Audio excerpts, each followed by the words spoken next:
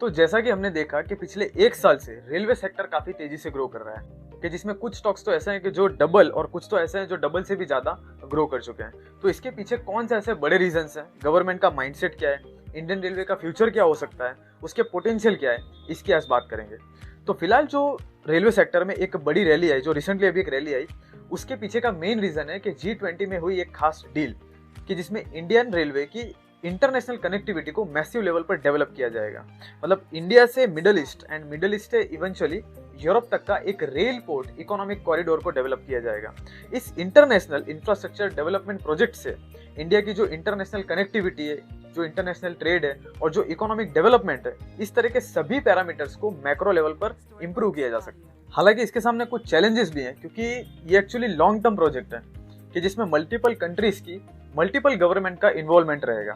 और इतना लंबा प्रोजेक्ट है, इतने लंबे समय का ये प्रोजेक्ट है कि जिसमें हो सकता है आने वाले समय में ये गवर्नमेंट रहे ना रहे, कोई दूसरी गवर्नमेंट आ जाए और उस गवर्नमेंट का माइंडसेट क्या हो और उस समय कंट्री की इकोनॉमिक सिचुएशन क्या हो, तो ये सारी चीजें मैटर करेंगी। लेकिन फिलहाल इसी डील की वजह से ये रैली आई थी। इसके अलावा इंडियन गवर्नमेंट का जो डेवलपमेंट रिगार्डिंग जो रडार एरिया है, जो इनका ग्रोथ पर्सपेक्टिव है, कि जहाँ पे इनका सबसे खास फोकस है वो इंडिया इंफ्रास्ट्रक्चर। और इंडिया के इंफ्रास्ट्रक्चर का ओवरऑल डेवलपमेंट का जो सबसे बड़ा आधार है वो है इंडियन रेलवे।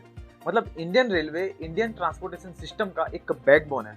तो यहाँ से हम इंडियन रेलवे की इंपॉर्टेंस को और उसके पोटेंशियल दोनों का अंदाजा लगा सकते हैं। एंड इसीलिए इंडियन गवर्नमेंट ने यूनियन बजट 2023-24 में इंडियन रेलवे के लिए, इंडियन रेलवे के डेवलपमेंट के लिए 2,40,000 करोड़ का फंड अलोकेट किया है। और जो रेलवे मिनिस्ट्री है, उन्होंने कैबिनेट में 2024 से 2031 तक 5,25,000 करोड़ का इन्वेस्टमेंट करने का प्रस्ताव। मतलब ओवरऑल देखा जाए तो इंडियन गवर्नमेंट ने 2024 से 2030 तक, 2031 तक टोटल 50 लाख करोड़ का इन्वेस्टमेंट रेलवे में करने का प्लानिंग किया हुआ है।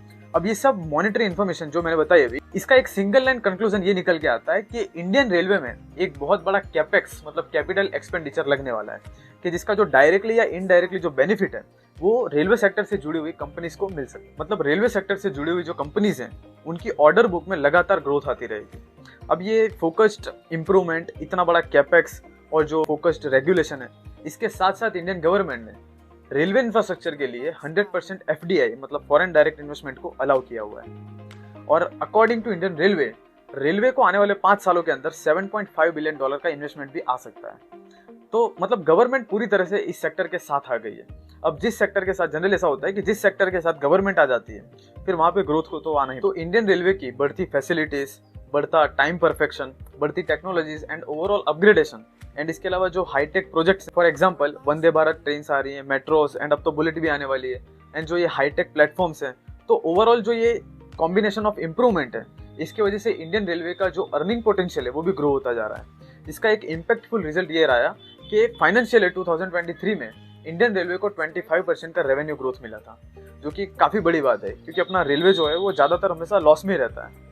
और अश्विनी वैष्णव जो कि अपने रेलवे मिनिस्टर हैं, उनके एक स्टेटमेंट में उन्होंने ये कहा था कि इंडियन रेलवे हर हफ्ते एक ट्रेन को बिल्ड कर रहा है और इस स्पीड को लगभग डबल करने की कोशिश की जा रही है। अगेन गवर्नमेंट ने एक और बीड़ा उठा रखा है कि जिसमें 2023-24 तक गवर्नमेंट इंडियन रेलवे का मैक्सिमम लेवल पर इलेक्ट्रिफिकेशन कर दिया जाएगा। अब इंडिया का जो रेलवे सिस्टम है वो बहुत ही एजिंग इंफ्रास्ट्रक्चर है, मतलब बहुत ही पुराना है, तो उसका रीडेवलपमेंट विथ टेक्नोलॉजिकल एडवांसमेंट करना बहुत जरूरी है। और इसीलिए इंडिया के 1200 स्टेशंस को रीडेवलपमेंट के अंदर लाया गया है। अब इंडियन रेलवे का जो 75% रेवेन्यू जनरेशन है वो गुड्स ट्रांसपोर्टेशन सिस्टम से ही आता है, और इसीलिए जो मेजर इन्वेस्टमेंट है वो इसी डायरेक्शन में किया जा रहा है। फिलहाल देखो जो दौर चल रहा है उसे इंडिया का दौर कहा जा रहा है।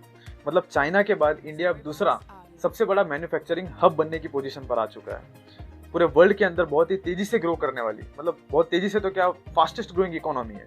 बहुत ही बड़े लेवल पर इंडिया के अंदर इन्वेस्टमेंट आ रहा है, बाहर की जो कंपनीज है वो इंडिया के अंदर आ रही है। तो अब ऐसे में इंडिया के पास एक बहुत ही स्मूथ, इजी और फास्ट ट्रांसपोर्टेशन सिस्टम होना बहुत ही जरूरी है। और इसका जो बेनिफिट है वो इंडियन रेलवे को हो सकता है, क्योंकि जो रेवेन्यू है वो इंडियन रेलवे का बढ़ेगा।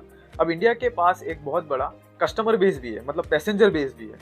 मतलब इन शॉर्ट देखा जाए तो इंडिया की ग्रोथ स्टोरी को कंटिन्यू रखने के लिए इंडियन रेलवे का ग्रो होना भी बहुत जरूरी है, कि जिसका जो डायरेक्ट या इनडायरेक्ट फायदा है वो इस पूरे सेक्टर को होगा और इस सेक्टर से जुड़ी सभी कंपनीज को भी हो सकता है।